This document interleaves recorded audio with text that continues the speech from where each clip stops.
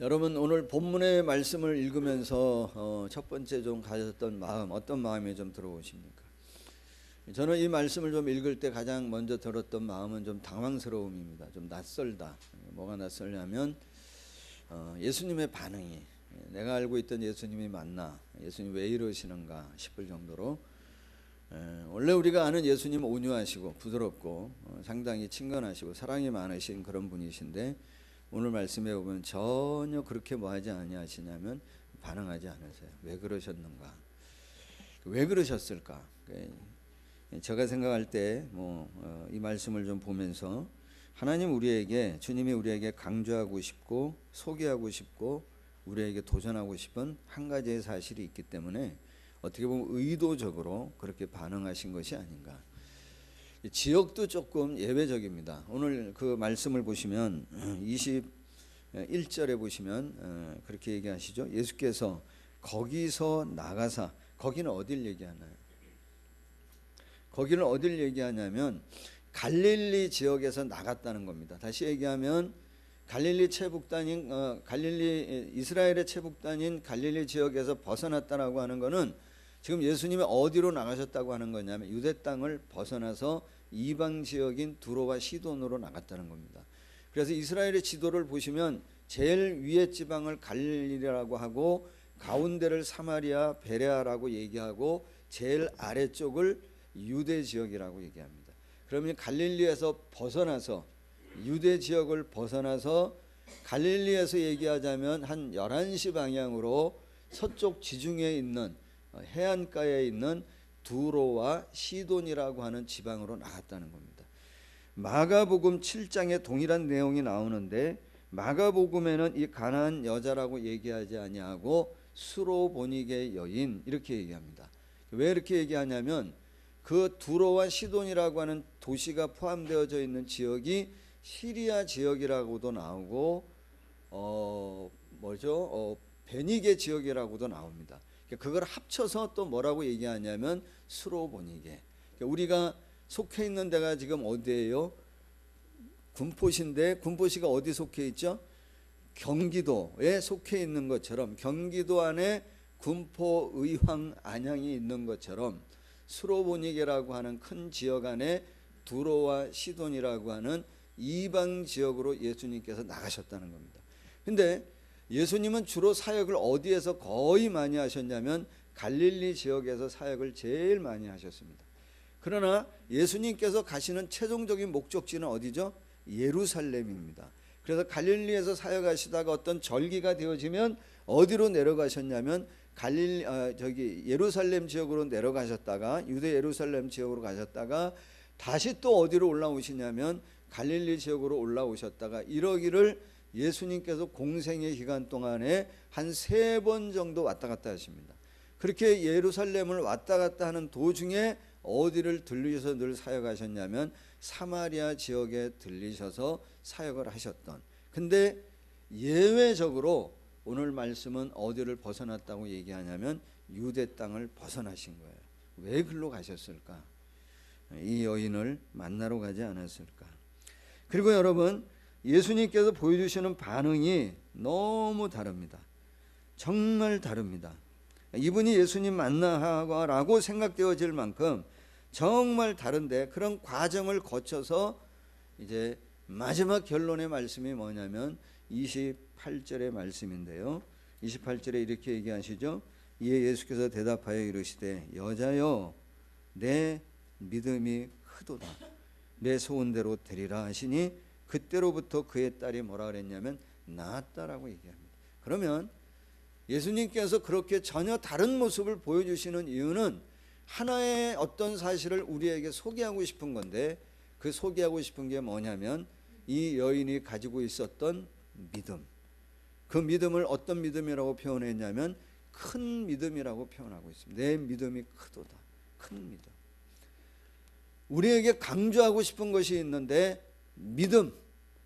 어떤 믿음? 큰 믿음. 우리에게 도전하고 싶은 것이 있는데 어떤 믿음? 큰 믿음. 도대체 그럼 이 큰 믿음이 뭔가? 정말 주님께서 이 여인을 통해서 우리한테 소개하고 싶은 이 믿음, 그것도 보통 믿음이 아니고 내 믿음이 크도다라고 얘기하는 이 큰 믿음의 실체, 정체가 도대체 뭐냐 말이죠. 그걸 좀 같이 좀 나누고 싶은 거예요. 그래서 저와 여러분도 이왕이면 좀 그렇게 인정하는, 주님이 내 뭐가요? 믿음이 크도다라고 이야기하는 우리가 되어지기를 주의 이름으로 축복합니다. 그럼 그 믿음의 실체가 뭡니까? 오늘 말씀해 보시면 이 여인이 간청하죠. 어떤 간청을 하냐면 나타나면서부터 아주 소리치며 나타납니다. 크게 소리를 치며 나타납니다. 뭐하죠? 나를 좀 돌봐 달라는 거예요. 내 사정을 좀 돌아봐 달라. 내 이 다급한 상황을, 내 딸이 뭐 했다는 거죠? 귀신 들려 있다라고 하는 이 문제, 이 상황으로부터 주님 우리를 좀 해결해 달라는, 내 딸을 좀 고쳐 달라는 거. 근데 여러분 오늘 본문의 말씀을 보면 이 여인의 간청이 몇 번 나오나요? 몇 번 나옵니까? 여인의 간청이? 짧은 이 시간이 얼마 됐는지 모르지만 이 안에 지금 몇 번의 간청이 나오냐면, 여인의 동일한 간청이 몇 번 나오냐면 제가 봤을 땐 4번 나오는 것 같아요. 4번. 근데 그 여인의 간청에 대한 예수님의 반응은 뭐죠? 거부인데 몇 번 거부하죠? 3번. 3번 거부하는데 거부하는 게 조금씩 달라요. 그리고 이제 4번째 예수님께서 하셨던 말씀이 오늘의 마지막 구절인 28절입니다. 첫 번째, 예수님의 거부, 어떤 거부입니까? 이 여인이 내 딸을 고쳐달라고, 내 딸이 흉악한 귀신에 들렸노라고 소리치며 나타난 이 가나 여인을 향해 예수님께서 거부하시는데, 첫 번째 거부가 23절입니다. 뭐라고 얘기하시죠? 예수는 한 말씀도 대답하지 아니하시니. 거부하시는데 어떤 거부죠? 침묵하시는 거예요. 침묵하십니다. 우리가 많이 경험하지 않아요? 막 우리도 간구하는데, 우리도 막 기도하는데 주님이 뭐 하실 때 있어요? 침묵하실 때 있죠. 침묵합니다. 아무런 반응도 보이지 않으십니다. 그럼에도 이 여인은 물러서지 않습니다. 그래서 얼마나 소리를 지르는지 23절에 이렇게 얘기하면, 다시 한번 보시면, 예수는 한 말씀도 대답하지 아니하시니 제자들이 와서 청하여 말하되, 그 여자가, 제자들이 와서 얘기합니다. 그 여자가 우리 뒤에서 자꾸 소리를 지른다. 그러니 그를 이제 보내소서라고 하는 얘기가 뭐예요? 좀 귀찮다는 거예요. 우리 일을 못하겠다는 거예요. 집중할 수 없다는 거예요. 주님 뭐라고 좀 반응하셔. 뭐 되면 되고 안 되면 안 되고 다음에 오라 그러든지 뭐 어떻게 얘기하든지 적당히 얘기해서 이 사람 좀 뭐 하자는 거예요? 좀 돌려보내자는 겁니다. 그랬을 때 예수님의 대답이 몇 절이냐면 24절에 두 번째 거부가 나옵니다. 뭐라고 거부하시죠? 예수께서 대답하여 이르시되 나는 이스라엘 집에 잃어버린 양 외에는 다른 데로 보내심을 받지 아니하였노라. 이 보통 때 예수님하고는 좀 다르지 않아요? 두 번째 거부는 뭐냐면 의도적으로 뭐 하냐면 회피하는 겁니다. 무시하는 겁니다. 뭐라고 무시하죠? 난 널 위해 오지 않았어. 너는 뭐예요? 내 관심 밖이야. 난 너에게 관심을 갖지 않아 라고 이야기합니다. 이 여자도 참 만만치 않습니다. 그런데 물러서요, 안 물러서요? 물러서지 않습니다. 오히려 더 가까이 갑니다. 뭐라고 얘기하냐면 25절에 여자가 와서 더 가까이 갔다는 얘기죠.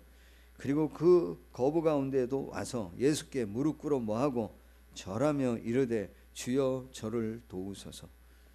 더 가까이 가서 예수님 앞에 더 간청합니다. 간곡하게. 예수님 결정적인 한 방을 또 먹입니다. 뭐라 그러죠? 그 여인에 대한 간청에 뭐라고 대답하십니까? 26절입니다. 같이 한번 읽어볼까요? 대답하여 이르시되 자녀의 떡을 취하여 개들에게 던짐이 마땅하지 아니하니라. 이게 참, 너 뭐라는 거예요?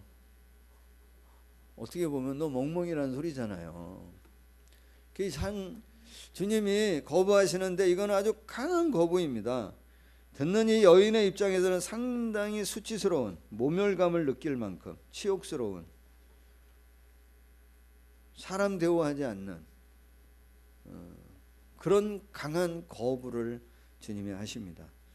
그런데 여인이 또 간청합니다. 그 27절이죠. 한번 보실까요? 여자가 이르되 주여 올소이다마는 개들도 제 주인의 상에서 떨어지는 부스러기를 먹나이다. 감수하겠다는 거예요.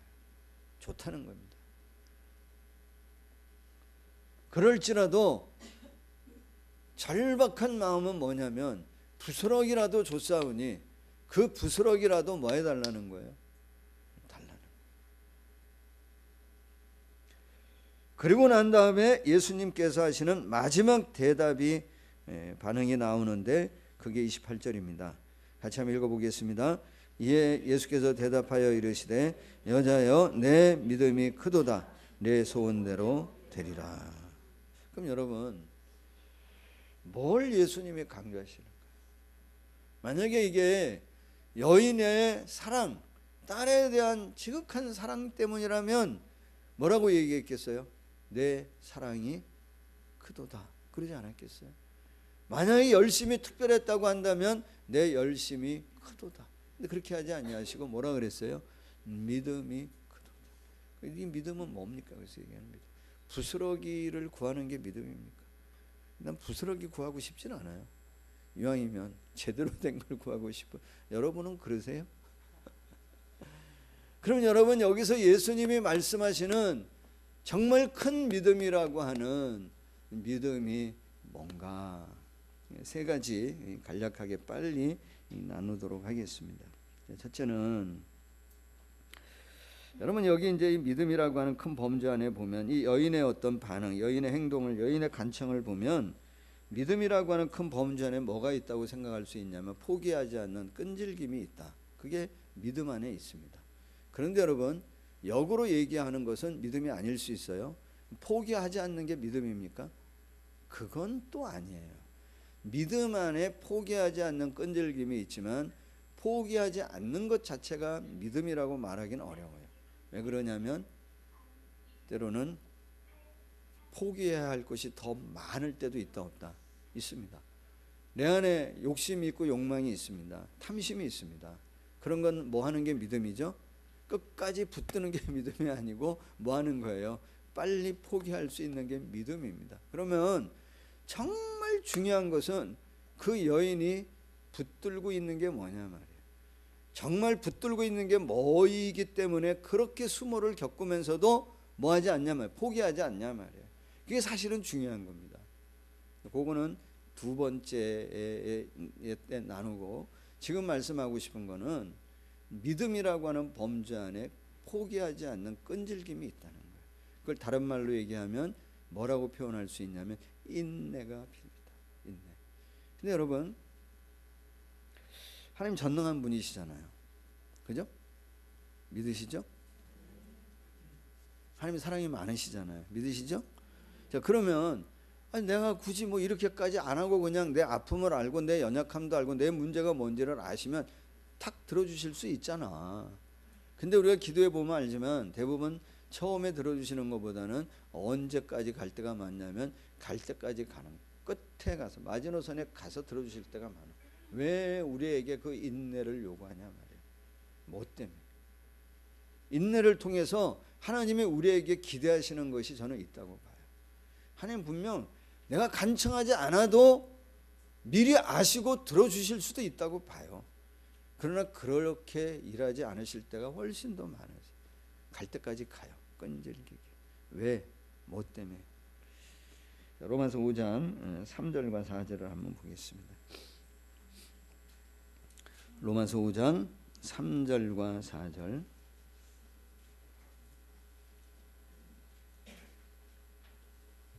사도행전 같이 한번 읽어볼까요? 다만 이뿐 아니라 우리가 환난 중에도 즐거워하나니 이는 환난은 인내를, 인내는 연단을, 연단은 소망을 이루는 줄 알미라. 환난은 인내를, 우리가 잘 하는 말씀이죠. 인내는 뭐를? 연단을. 근데 이 연단이라고 하는 말이, 연단이라고 하는 말을 이 헬라어로 보면 도키메라고 하는 단어래요. 근데 도키메라고 하는 이 단어는 어떤 의미를 갖고 있냐면 시험을 패스한 후에 합격한 사람, 시험의 과정을 거친 사람을 뭐라 그러냐면 연단된 사람이라는. 그러니까 이건 과정이 아니라 그 과정을 거쳐서 결과를 갖고 있는 사람. 금과 은은 어떤 과정을 거치죠? 용광로에 재련되어지는 과정을 거쳐서 나올 때 금이 되고 은이 되는 것처럼 그런 과정을 거친 사람이 누구냐면 연단된 사람이라. 그래서 영어 성경에는 보면은 이 연단이라고 하는 말을 뭐로 표현되어져 있는 단어를 쓸 때가 많이 있냐면 캐릭터라고 표현할 때가 많아요. 성격, 인격.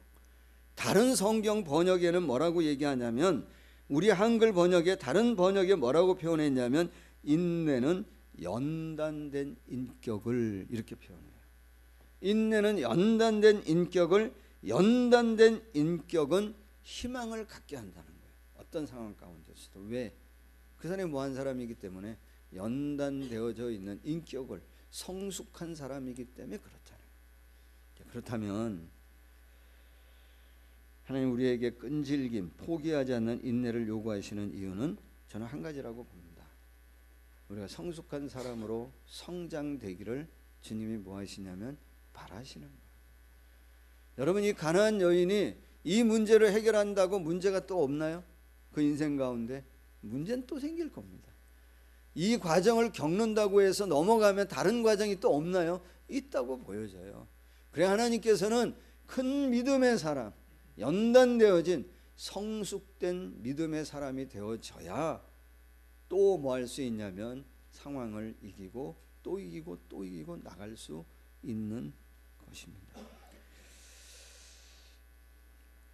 야고보서 1장 4절에 보면 이렇게 표현합니다. 인내를 온전히 이루라.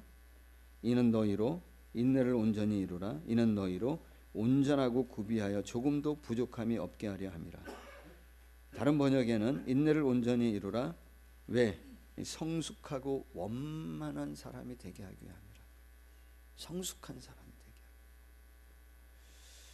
자, 여러분, 우리가 하나님을 위해, 하나님의 이름을 위해, 예수님의 이름을 위해 산다라고 하는 것은 어떤 걸까요? 뭔가 우리가 큰 프로젝트를 하고, 그래서 하나님 앞에 영광을 올려드리고 어떤 큰 일을 성취하고 하나님을 위해 무언가를 큰 일을 해서 하나님의 일을 드러내는 것도 주의 이름을 위해 사는 것이라고 말할 수 있어요. 그러나 가장 주의 이름을 위해 사는 것 중에 가장 핵심은 내가 뭐 되는 거예요? 내가 예수 그리스도를 닮는 사람이다. 내가. 여러분, 저에게 있어서 가장 찬사가 있다면 뭘까요? 박 목사는 교회를 개척해서 30년 동안 대명교를 그렇게 섬겨왔대. 이게 그럼 어떤 생각 가질까요? 다른 분들 갈 데가 없었나 보지 뭐 그럴 수 있지 않겠어요? 어떤 사람은 또 뭐라고 얘기할 수 있겠어요? 아이고 30년이나 했는데 교회가 고만하냐 그래? 그럴 수도 있잖아요. 가장 큰 찬사가 있다고 한다면 저는 뭐라고 생각하냐면 그런 일은 없습니다. 일어나지 않고 있지만 정말 목사님을 보니까 누구를 닮은 듯해? 예수님 닮은 듯해. 그 마음을 보니까 예수님 닮은 마음. 그의 선택과 결정을 보니까 예수님 하시는 것 같아. 그 표정을 보고 그분의 어떤 삶을 보고 그분의 언행을 보니까 누구를 닮은 것 같더라고? 주님을 닮은 것 같더라고. 여러분, 가장 큰 믿음은 어떤 믿음입니까? 우리에게 연단을 통해 이루고자 하시는 것이 뭡니까? 뭐죠? 저는 가장 큰 믿음을 첫째로 이렇게 나누고 싶어요. 나를 바꿀 수 있는, 나를 변화시키는 믿음. 나를 더욱더 성숙함으로, 정말 원만한 사람으로, 나를 더 성장되어지는 그런 성숙한 사람으로 나를 바꾸어 가는 것이 이 진정한 큰 믿음이 아닙니다. 여러분 어떻습니까? 오늘 여러분이 믿음 안에서 변화되고 있죠? 변화되시기를 축복합니다. 이 믿음이 나를 더욱더 성숙시키는 믿음. 이것이 주님이 우리에게 강조하고 또 도전하고 싶어하는 큰 믿음이라고 믿습니다. 두 번째, 믿음이라고 하는 큰 범주 안에 포기하지 않는 인내가 포함되어 있는 것이지만 또 반대로 포기하는 것이 믿음일 때도 있습니다. 그럼 중요한 것은 붙들고 있는 게 뭐냐 말이에요. 뭘 붙들고 있기 때문에 포기하지 않을 수 있고 뭘 붙들고 있기 때문에 포기할 수 있냐 말이에요. 내가 붙들고 있는 게 뭐냐. 이 여인은 뭘 붙들고 있기 때문에 이 수모를 겪으면서도 포기하지 않을 수 있냐 말이에요. 이 여인이 붙들고 있는 것이 뭐기 때문에 그런 침묵과 무시를 당하는 과정 가운데에서도 물러서지 않고 끝까지 포기하지 않고 나갈 수 있는 게 뭐냐 말이에요. 딸의 아픔을 붙들고 있기 때문에 그렇다고 해서 이렇게 할 수는 없는 거예요. 자기 열심을 붙들고 있기 때문에 그러면 벌써 갔을 거라고 생각해요. 되돌아갔을 거라고 생각해요. 정말 이 여인이 붙들고 있는 것이 뭡니까? 가장 중요한 것인데요. 이 여인이 붙들고 있는 것은 뭐냐면 예수 그리스도를 붙들고 있는 거예요. 믿음이 뭡니까? 주님을 아는 게 믿음이에요. 주님을 붙드는 게 믿음이에요. 오늘 여러분 말씀해 보시면 여인이 이렇게 얘기합니다. 22절에 가장 먼저 나오는데 뭐라고 얘기하냐면 첫 번째 등장할 때 가나안 여자 하나가 그 지경에서 나와 소리질러 이르되 뭐라고 얘기하죠? 주 다윗의 자손이요. 이스라엘 백성들에게 주 다윗의 자손이라고 하는 말은 뭐를 이야기하는 거냐면 그분이 뭐라는 거예요? 메시아라는 거예요. 그분이 하나님의 기름 부으서 세우신 진정한 왕이라는 겁니다. 그 이 여인은 누구를 붙들고 나오는 것이냐면 예수 그리스도, 이분이 나의 구원자요, 내 메시아요, 내 삶의 통제하고 지배하고 다스릴 수 있는 내 인생의 왕 되시는 분이 예수 그리스도이십니다라고 선언하고 선포하고 고백하며 누구한테 달려오는 거냐면 예수님에게 달려오는 거예요. 여기까지 누구나 할 수 있다고 봐요. 이 여인이 큰 믿음이라고 하는 것은 이 고백이 버하지 않더라는 거예요. 흔들리지 않더라는 거예요. 어디 앞에서도, 침묵 앞에서도. 여러분, 이 믿음이 주님이 왕무시하는데도 불구하고 뭐하지 않더라는 거냐면 흔들리지 않더라는 거예요. 정말 부끄러움과 수치와 멸시를 당하는 그 상황 가운데서도 이 고백, 이 마음을 뭐하지 않더라는 거냐면 바꾸지 않더라는 거예요. 그래서 뭐라고 얘기하는 거냐면 큰 믿음이라고. 말씀을 보시면 두 번째 뭐라고 얘기하죠? 주님이 침묵하셨는데 25절에 보시면 예수께 그죠? 25절에 여자가 와서 예수께 절하며 이르되 뭐라고요? 주여라고 얘기해요. 여전히 주여라고 얘기해요. 무시하고 침묵함에도 불구하고, 그러나 그럼에도 불구하고 이 여인은 뭐라고 얘기하냐면 주여 저를 도우소서라고 얘기해요. 27절에도 정말 수모를 당했음에도 불구하고 27절에도 뭐라 그러죠? 여자가 이르되 뭐라고요? 주여 올소이다마는 주여라고 얘기해요.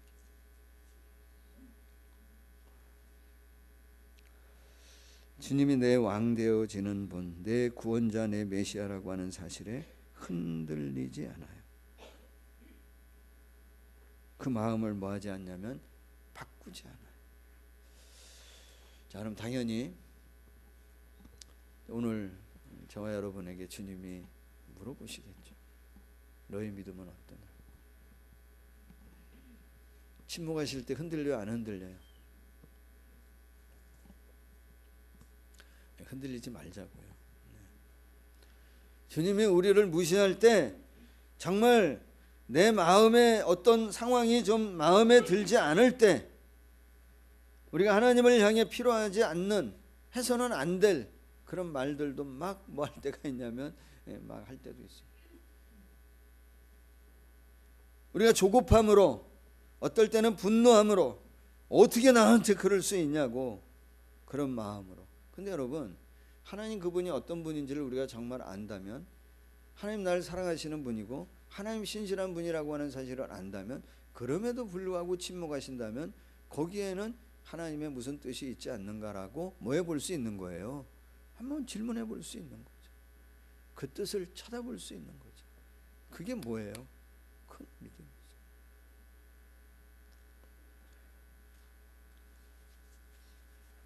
여러분, 우리가 어떤 상황이 바뀔 때 내가 쉽게 조급해하고 쉽게 분노를 표출한다고 한다면 어떤 의미에서는 내 영역에 아직 그분을 내 인생의 왕으로 주인으로 인정하지 않는 부분이 그만큼 뭐하다는 거예요? 있을 수 있다는 거예요. 그래서 우리가 흔들리는 거죠. 근데 여인은 흔들리지 않았다는 겁니다. 히브리서 4장 15절에 보시면 우리에게 있는 대제사장은 예수님이시죠. 우리 연약함을 동정하지 못하실 분이 아니라고 말씀하십니다. 그분은 우리의 상황이나 아픔이나 연약함이나 실패, 이 모든 것에 대해 아시고 동정하시는 분이십니다. 동정하는 것뿐만이 아니라 다 이루실 하나님이십니다. 데살로니가전서 5장 24절 말씀해 보시면 너희를 부르시는 이는 미쁘시니 그가 또한 이루시리라 그랬어요. 우리를 부르시고 보내시고 세우신 그분이 또한 이루신다는 거예요.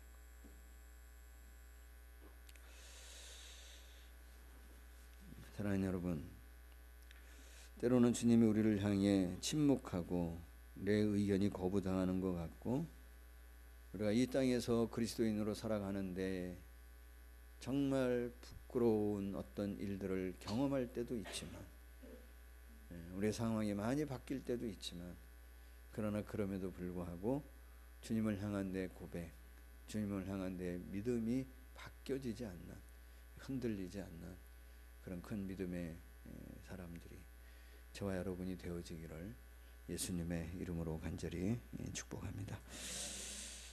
자, 그래서 이제 마지막 하나만 더 보겠습니다. 27절 보시면 이렇게 얘기하죠.